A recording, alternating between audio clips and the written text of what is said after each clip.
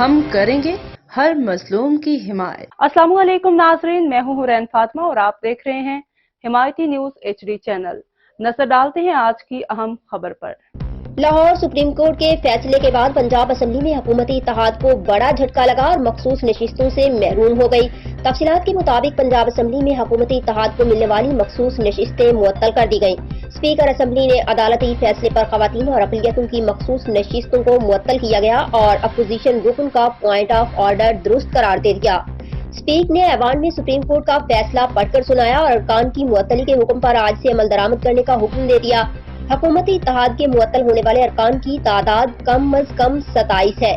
اس سے قبل کہا جا رہا تھا کہ سپریم کورٹ کے فیصلے کے بعد پنجاب اسمبلی میں نون لیگ کا 28 نشستوں سے محروم ہونے کا امکان ہے۔ اسمبلی میں پیپلز پارٹی 15 نشستوں کے ساتھ تیسری بڑی جماعت ہے، جبکہ قاف لیگ 11 اور استحکام پاکستان پارٹی کے پاس اسمبلی میں 7 نشستیں ہیں۔ مزید خبروں اور اپڈیٹ سے باخبر رہنے کے لیے دیکھتے رہیں حمایتی نیوز HD چینل۔